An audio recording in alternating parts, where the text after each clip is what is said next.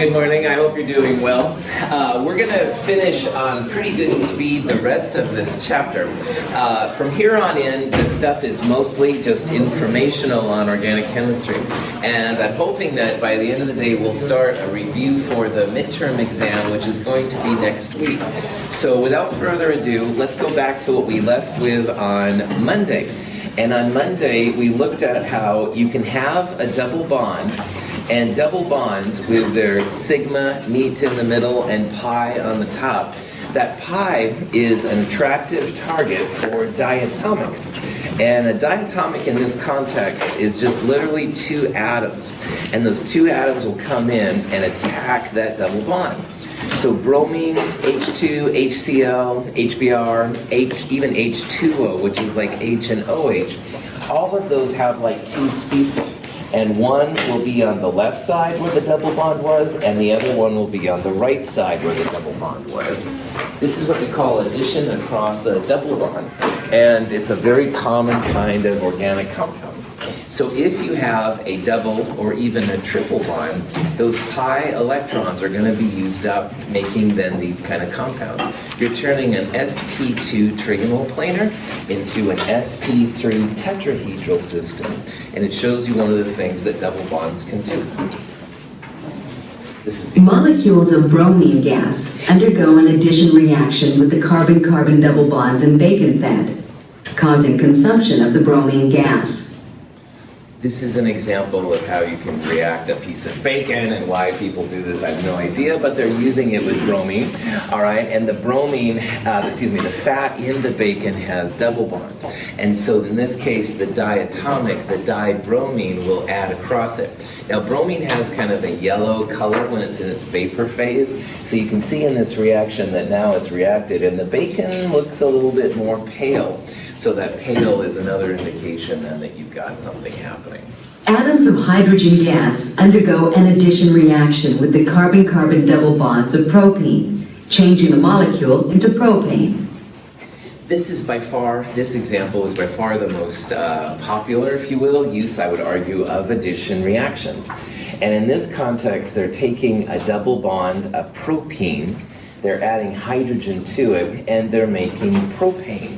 This is the addition of hydrogen, diatomic. This is the hydrogenation process.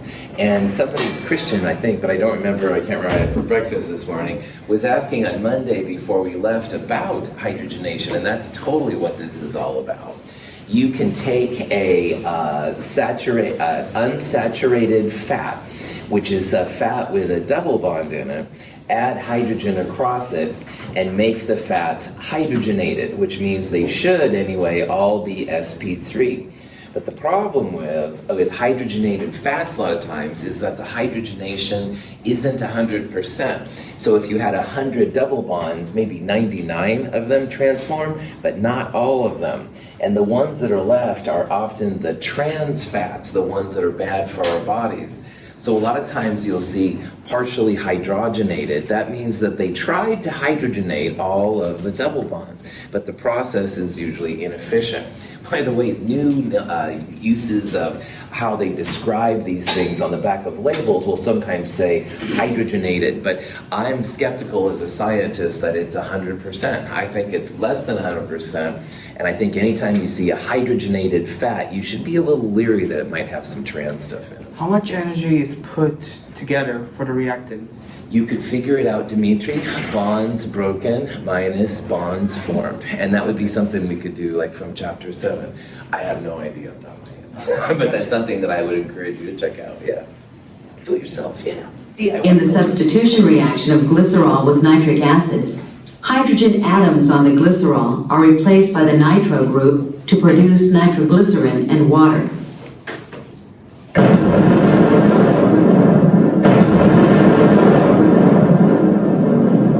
Any excuse for for explosions is a good reason to me. But anyway, this is an example of what they call a substitution reaction. Most of the time, carbon and single bond hydrogen, pretty boring, all right? It's the double bonds, the triple bonds, and stuff like that, which are exciting. And this is an example of how you can use an OH molecule, an OH bond, and you can flip it out with what is essentially an NO3 or a nitro group. And if you do that, the OH goes away and forms water. The NO3 goes in there, and this is how they can make nitroglycerin, which is an explosive, and that's why I had to show my cheesy video. There's a lot more to substitution than we're going to see, but again, it shows how some of these parts of organic chemicals are more exciting than other parts. If you have an OH or a Cl or a double bond, those are the more interesting things, and those are the ones that might actually react. In the reaction of 1-propanol and sulfuric acid, a hydroxyl fragment is eliminated from the 1-propanol to form propene.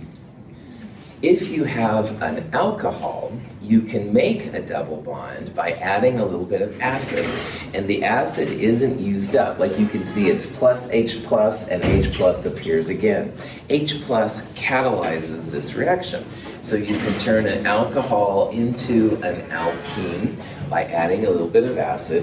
When we send our waste away at Mount Hood, we have to make sure that it's pH neutral or even a tiny bit basic, because the acids and stuff will react with some of these things to create some unnecessary things during shipment. And this is one example. If you have alcohols running around, you have the chance then of making then double bonds. Now, another topic that I'm just going to talk about, but I'll be honest, I'm not going to ask you any questions about, is what's called polymers. And I was reading this morning how by Cannon Beach, they're using these filters to get the microplastics out of the sand and the water and stuff like that. It's a real problem. Plastics, microplastics and stuff like that are all based on polymers. And a polymer is something that's, again, not usually talked about in this general chemistry sequence, but it's a real shame because we produce as a society, and I'm talking just the United States, it's the whole world, by the way, the whole world creates a lot of polymers.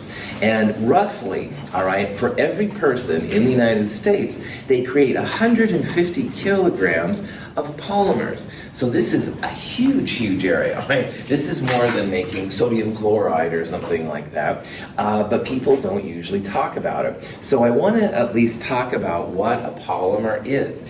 And more or less, all right, most of the plastics you hear about are types of polymers. It's not quite that simple, but overall, that's fair. So if you hear the term polymer, all right, polymers are just super long chain molecules. And you start with something called a monomer, which is like an individual piece, and you basically put them all together in long, long, long chains to make these polymers.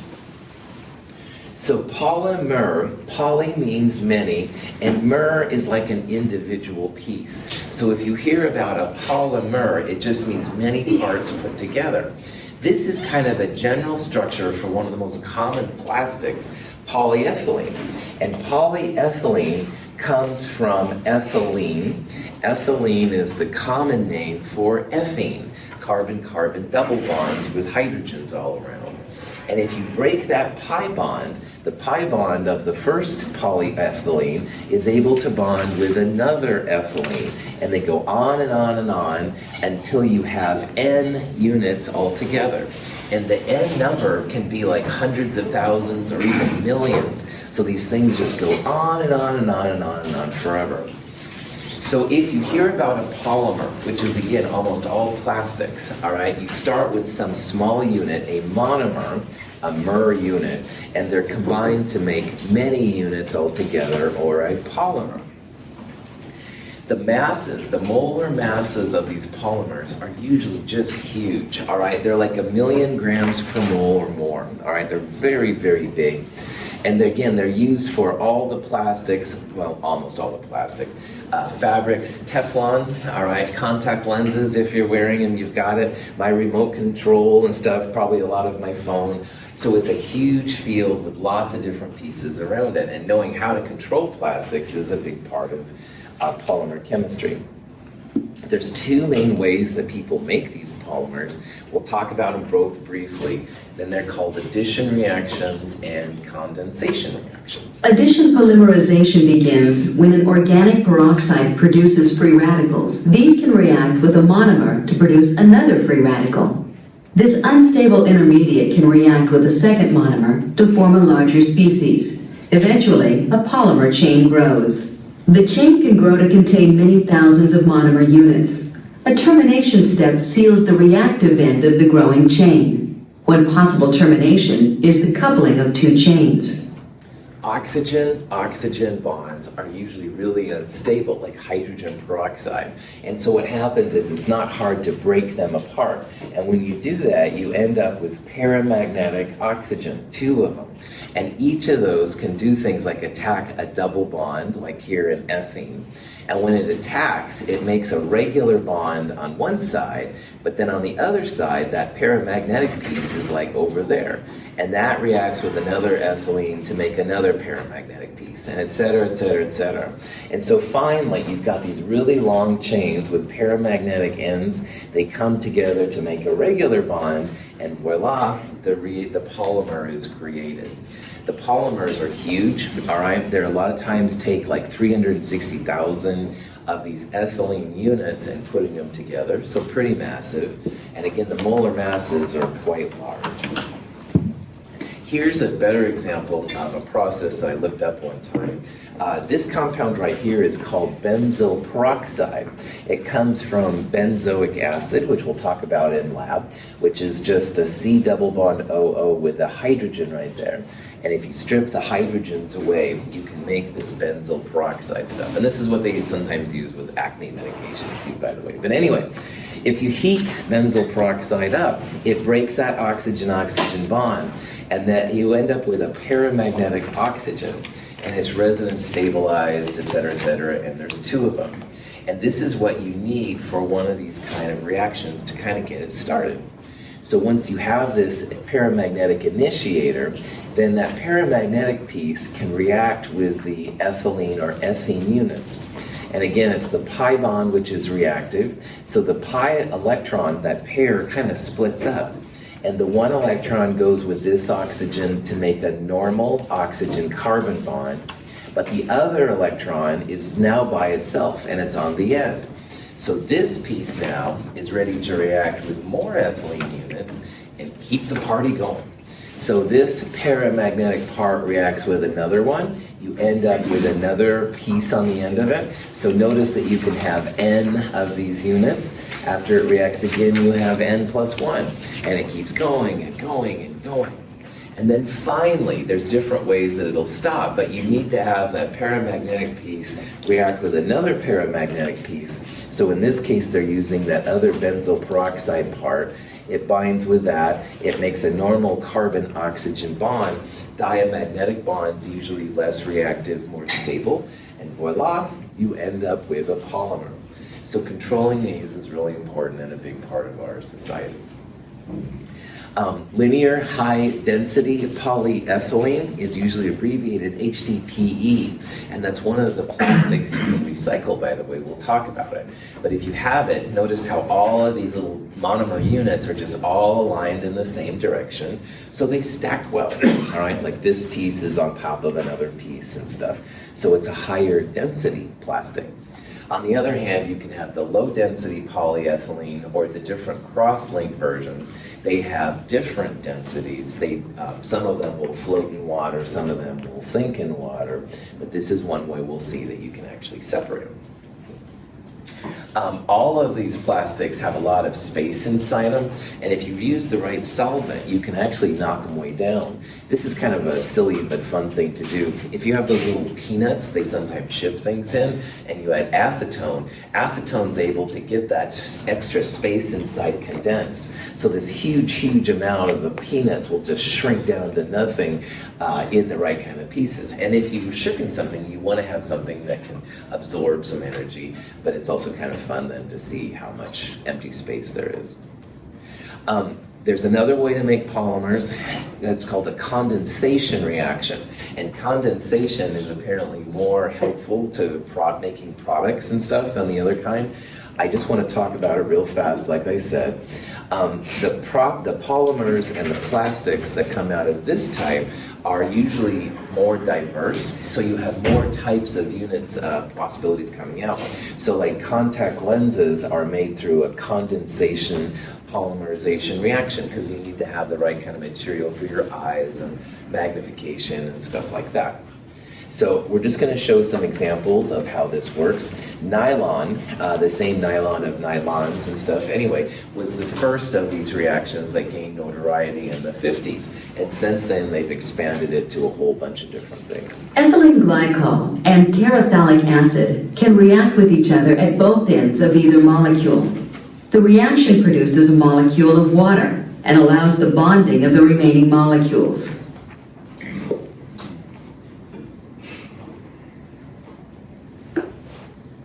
If many such molecules are available to react, a polymer chain of polyester is produced. Notice how every time the two A and B pieces come together, a water is kicked out. And so if you're a condensation polymer chemist, and these people exist, a lot of times you'll measure the water created to know how far your polymer has come around, which is kind of interesting. Terephthalic acid and ethylene glycol is the common example used in this kind of section. And terephthalic acid is a dicarboxylic acid. It's kind of like that benzoic acid we showed earlier, but there's two of them. So it's got two carboxylic acids on a benzene ring. And ethylene glycol is a diol. It's a double alcohol, an OH on each side. And what happens is the OH on one side and the carboxylic acid part, they come together, and an OH from one and an H from the other go away as water. You end up making water, and then on the end, here's the carboxylic acid next to where the OH was on the ethylene glycol. This is how they come together. So if you take this terephthalic acid and ethylene glycol and put them together, it makes polyethylene terephthalate, PET, which is which is one of the polyesters. Just to let you know, if you buy the bottles, the water bottles, and you want them to be phthalate-free, phthalates, here we go. So the phthalates have some problems. There's a whole bunch of different ones. The industry says that only the one phthalate is bad. I will let you decide, but this is the phthalate, PHTHALATE. An interesting topic if you're looking for class presentation topics, which are due Friday at 9 if you haven't requested one already. Enough advertising. Anyway, polyesters, all these things do have a lot of cool uses. I'm trying to be both sides here a little bit, but anyway, a lot of our clothes are actually PET, and they can take soda bottles and stuff, put them together, pretty awesome. All of these things have plastic in them, so plastic bottles, balloons, VHS tapes. All right, maybe I need a new picture, but anyway, you get the idea. A lot of them around. Here's an example of making nylon. It's kind of cool. When adipoyl chloride and hexamethylene diamine come into contact, hydrogen chloride is given off and a polymer is formed. This polymer is commonly known as nylon 6,6, one form of nylon. The number 6,6 indicates that there are 6 carbon atoms in each of the monomer. This substance was revolutionary at the time in the 50s, and they didn't have anything that they could mold into different pieces like that, so it was seen as a real wonder product. Now, of course, our poor oceans are dying from plastics and stuff, so we got to start taking care of it as a species. But it is kind of cool to see how it wraps out. The 6,6 comes from the way that the things are put together, and we don't need to worry about this. Notice how in both of these molecules, this is adipoyl chloride and this is hexamethylene diamine. Don't worry about either one of those names. Those are things we haven't talked about, all right? But in this thing, there's 4, 5 on the end and 6 carbons. And this thing here also has 6 carbons in the middle. So nylon 6,6 isn't some kind of proto-666 kind of devil-worshipping thing, which one person asked me one time. It has to do with the number of carbons that are actually in there, and both of the pieces have 6 carbons. That's where the 6,6 comes from.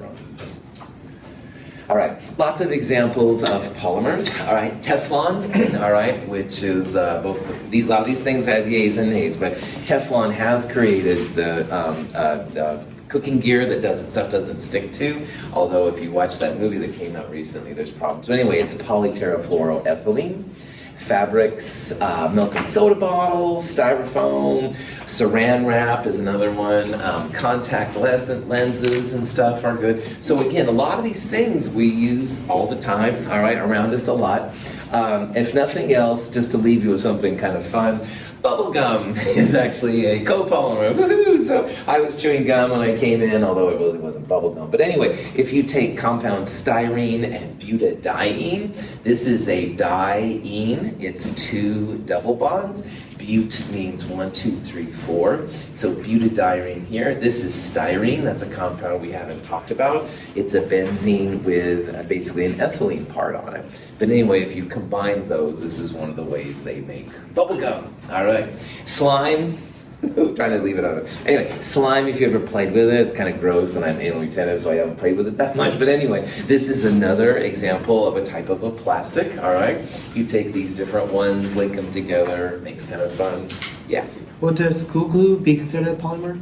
This what? School glue. School glue. I don't know what that is. A type of a glue? Yeah, it's a sort of white liquid. Yeah, Elmer's glue. I honestly don't know. I would guess yes, but I don't honestly know. Yeah. So yeah, this would be a cool thing. Polymers is huge, but I took one class about it in graduate school, and that was my only exposure to this area. And if you look around all of you right now, we've all got plastic things on us, with us, and stuff. So it's kind of weird that it hasn't been talked about more. So I don't know, man. I'm sorry. So many of these are around us all the time that you've got to think about recycling. And recycling is always strange, and I know recycling sometimes is weird, but man, if you can recycle it, it's really cool. As you know, Oregon now has the ban on plastic bags in stores, or at least single-use plastic bags, as I found out the other day. No comments. Anyway, the more you can recycle this stuff, the better, because they're all over the place. Usually you can recycle 4, 6, 4, and 2, and sometimes you can recycle the other ones. When they recycle them, if you find the right place, sometimes you can find the other numbers too. A lot of times the density is used to separate them, because each of these has their own ways of separating. Number 7 is the hardest one to recycle because it's just all the other plastics. So things maybe like glue. I mean, I really don't know, but anything that isn't one of these 6, the main 6 and stuff, then would fall under number 7. So if you can recycle, cool, it's really good. Here's examples of each one of them. So like number 1, water and soft drink bottles. Number 2, milk bottles. Number 3, which is a harder one to recycle, is usually like the cosmetic containers. 4, squeeze bottles, etc., etc., etc. Again, 7 is the one that's all over the place, so who knows what you're gonna find. All right, but I've been up on my high horse long enough and stuff. Let's get out of organic chemistry. And let's start talking about next week. Now, if you had lab yesterday, or when you have lab today or tomorrow, we're going to start talking a little bit about the first midterm exam. And what I'd like to do at this point is start a review. It'll go the rest of today. It'll go Friday and probably part of Monday too. And all this time is just going to be a chance to kind of review, kind of step back and circle the wagons a little bit and get this stuff under control. Next week in lab, we will not be looking at problem set number 4, all right? So next week, problem set number 4 is not due. If you do it, that's fine, you'll be ready for the next week. But next week, the big focus is gonna be just on this midterm. The midterms in this class usually are about 3 chapters. This one is gonna cover chapters 7, 8, and 20. So chapter 7 was Lewis structures, Vesper geometry, polarity, those kind of things. Chapter 8, basically valence bond theory and molecular orbital theory. And then chapter 20, the newest section, organic chemistry, all right? Now, usually my exams are evenly distributed amongst the 3 chapters, but in this exam, you will see more on chapters 7 and 8 than 20. So if you... Dan, you're awesome. right, prop that on, really, I mean it this time. All right, so if you like organic chemistry, just realize that there won't be as much OChem on the midterm. There will be some, but it won't be as much. A lot more Lewis structures, geometry, jazz like that. When you come next week to lab, all right, there's several things that you need to bring which are different than other weeks. So first of all, you will need a calculator on this midterm. There was a type of question in chapter 7 where you could figure out the bond enthalpy. You took the bonds broken minus the bonds formed. When Dimitri asked about that thing earlier, that's what I told him to basically look up. And I don't know those numbers, but you can calculate it as well as I can.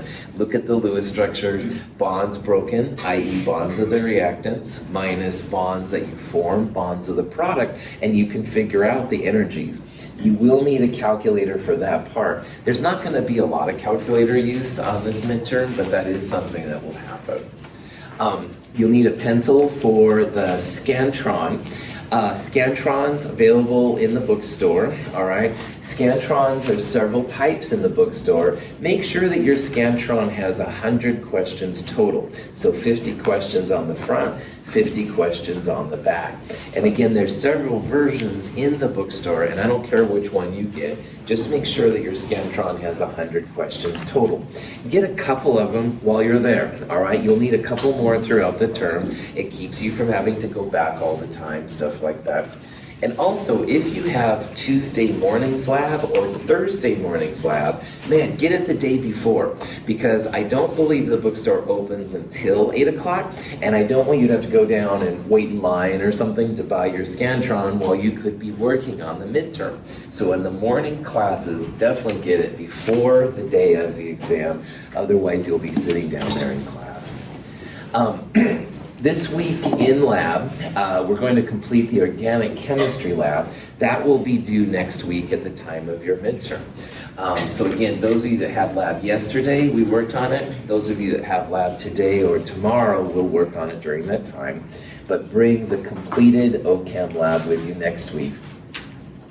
Exam Prep 1 is something new. If you've been with me before, you've done it, but if you haven't, no worries. Right after problem set 3 in the companion is a single-page, double-sided handout, which I call an exam prep.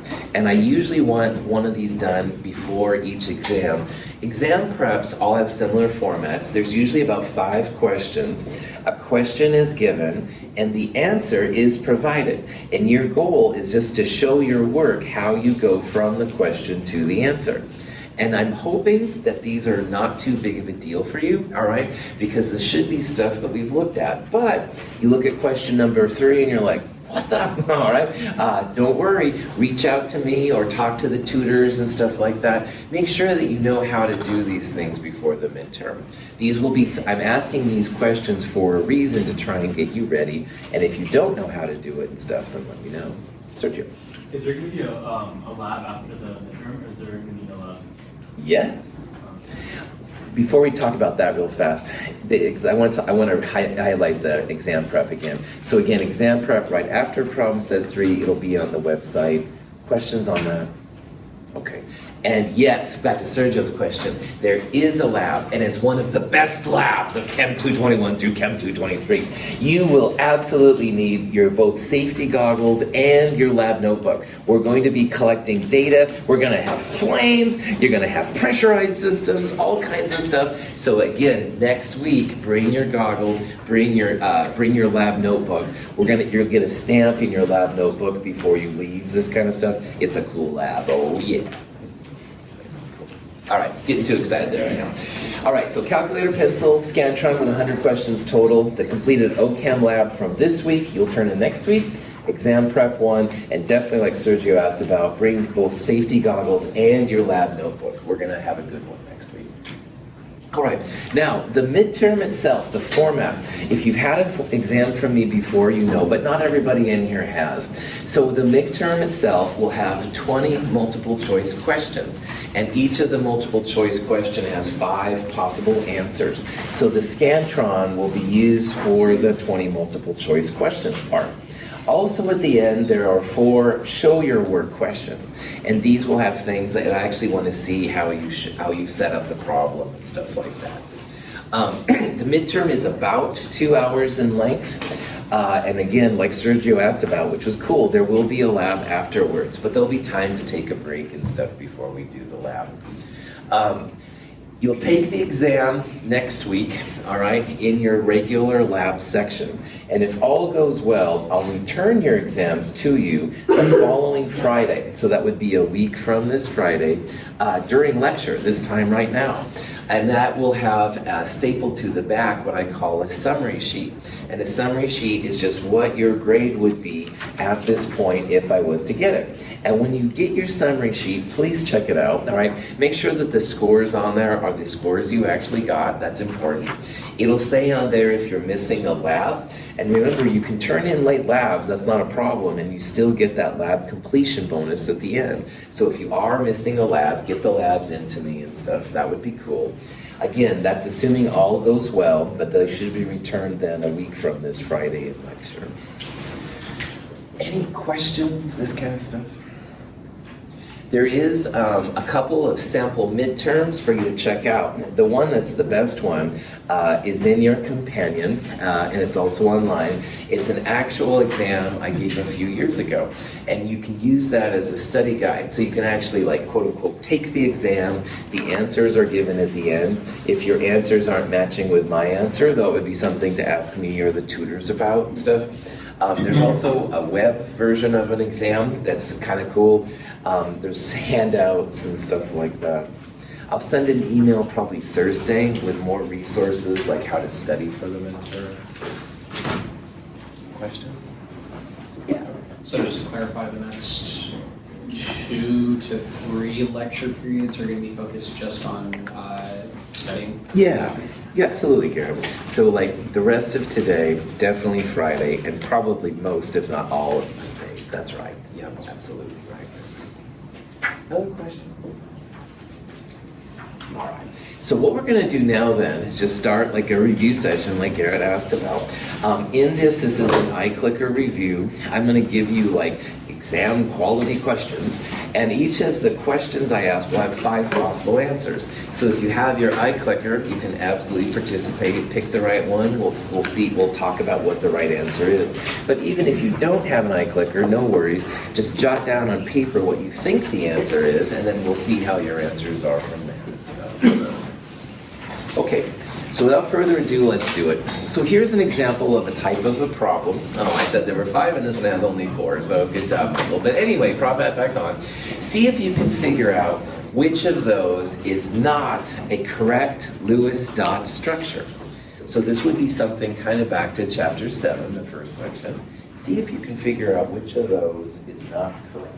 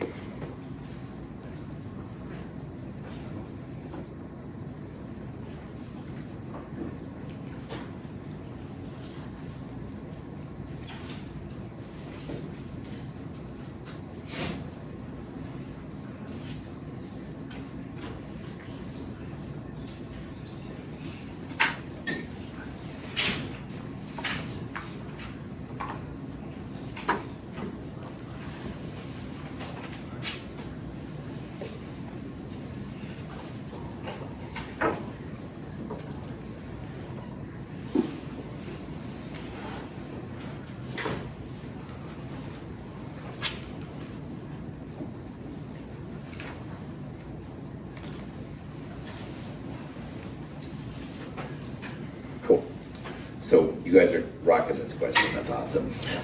What I'd like to do at this point is just review the official rules for drawing a Lewis structure.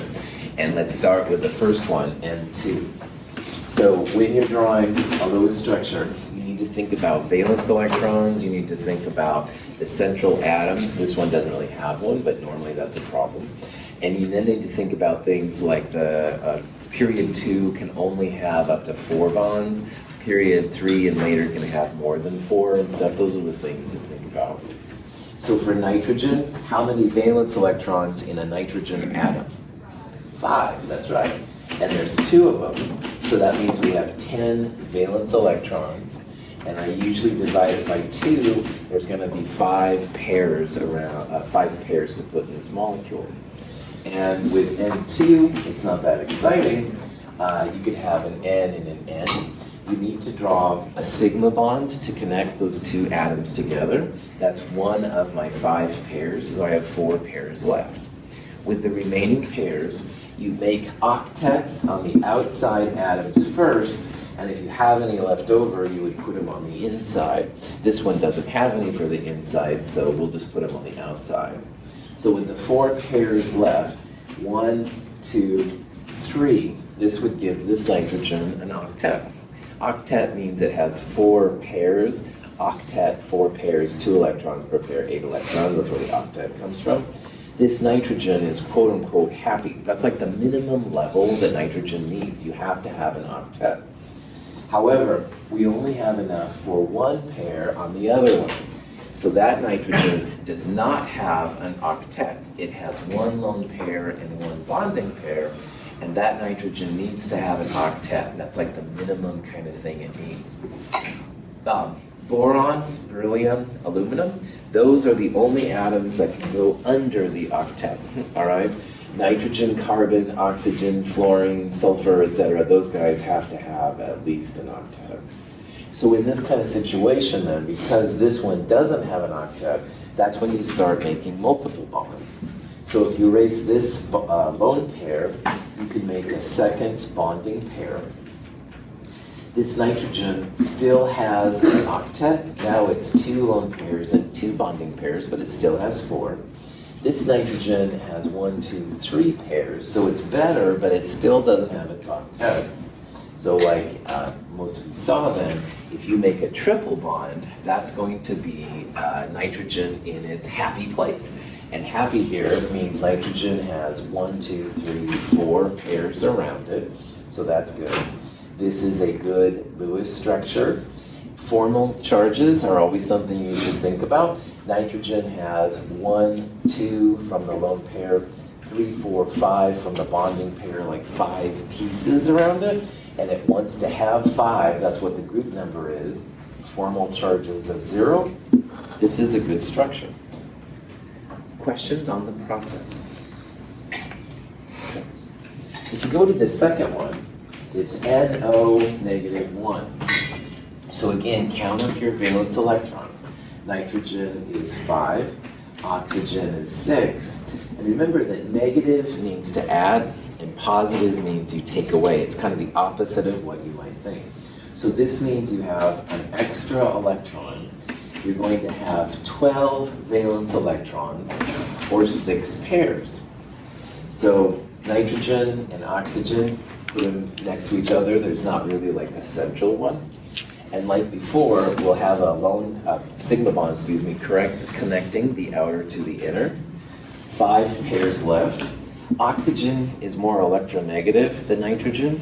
Let's put the lone pairs around oxygen first, and then put them around nitrogen.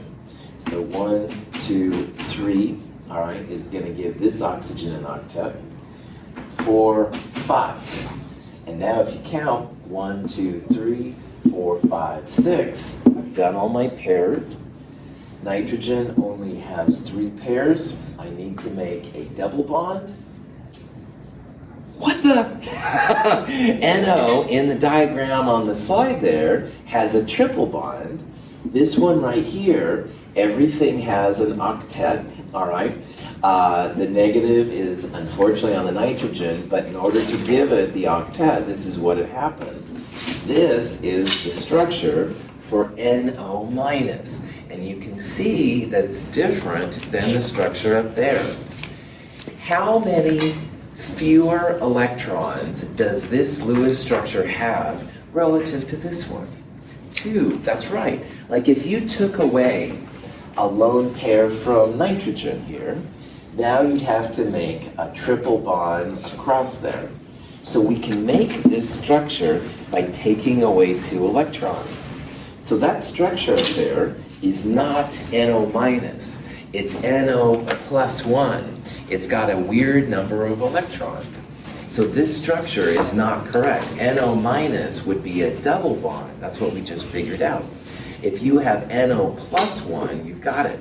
Now, one way that you can figure this out is go back to your number of pairs, all right? Or pairs, there we go. Sorry, wrong place, I was circling. We saw that NO minus should have 6 pairs. And this NO thing right here has 1, 2 lone pairs, 3, 4, 5. It does not have the 6 pairs. And this is one way sometimes you can figure out which one is the bad Lewis structure. Is this diamagnetic or paramagnetic? Diamagnetic, well done. If you have just bonding pairs and lone pairs, which is what this and this has, or the other one before that, it's diamagnetic. The paramagnetic thing would have like just 1 electron of a pair, it wouldn't have both of them. I thought B was wrong because carbon has 5 electrons. Good. Let's talk about CO. It feels like CO should be weird. If you think about the formal charges, CO is really messed up.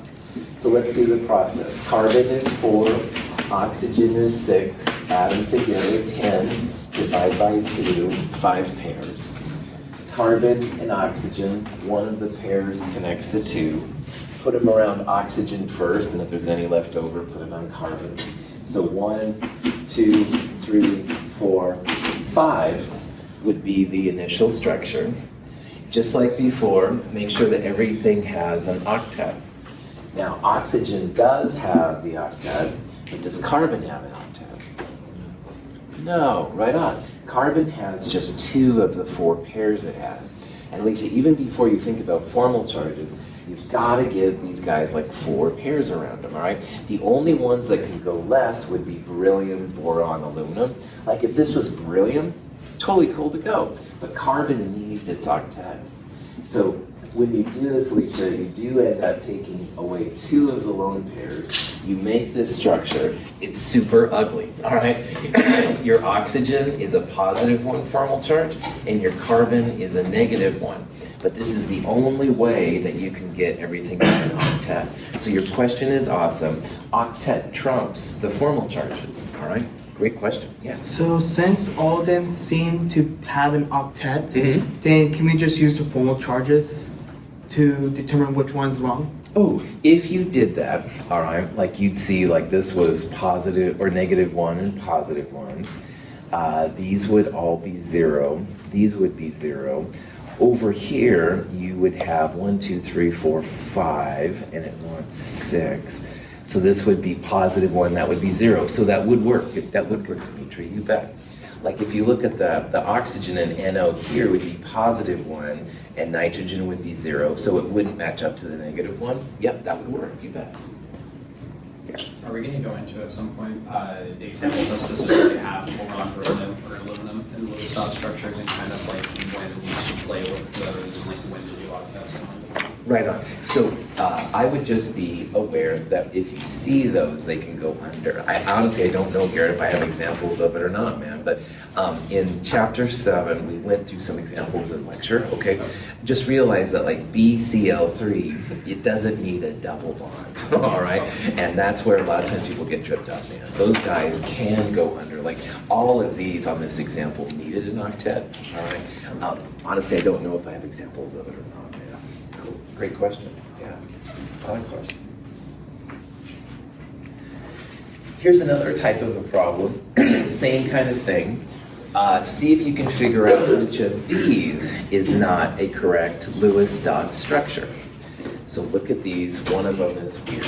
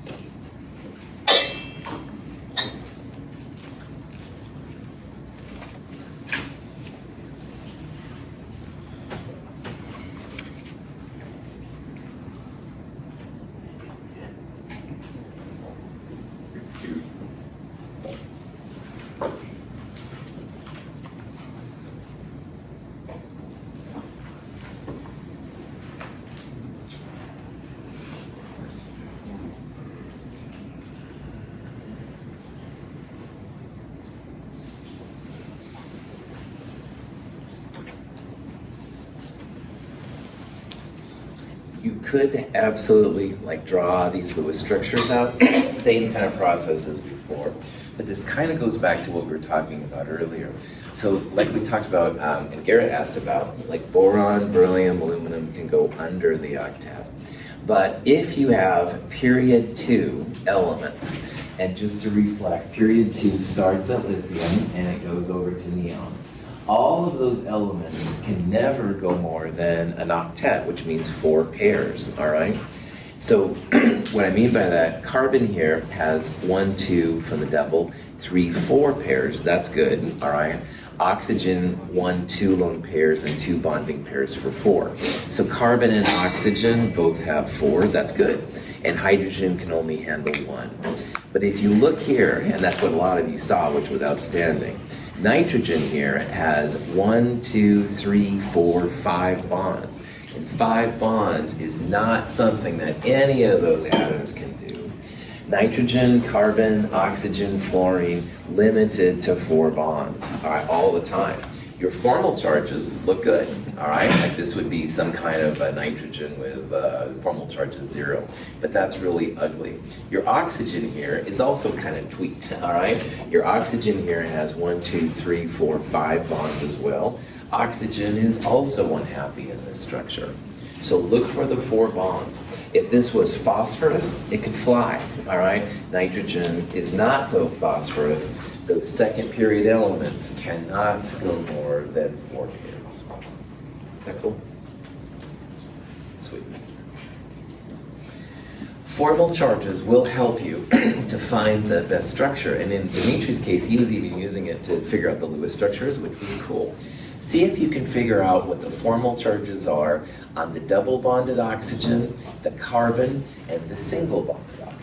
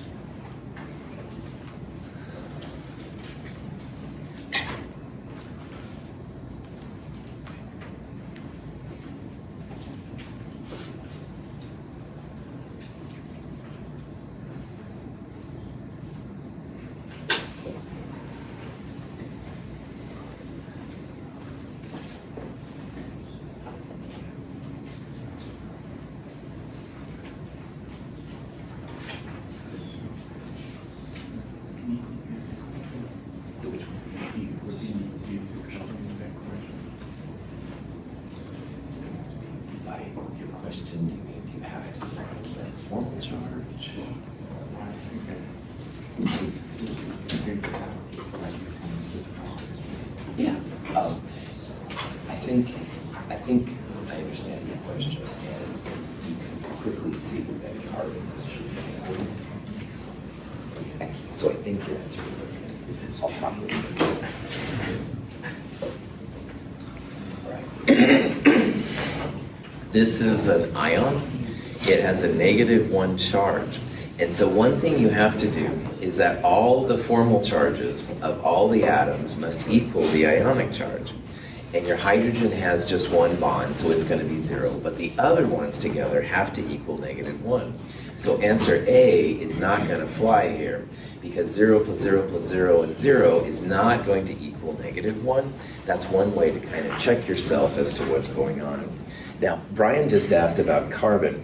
If carbon has 4 bonds, it's going to have a formal charge of 0.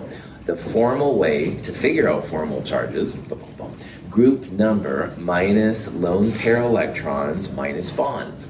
So carbon has no lone pairs, but it has 4 bonds, and it's group number 4, carbon will be a 0.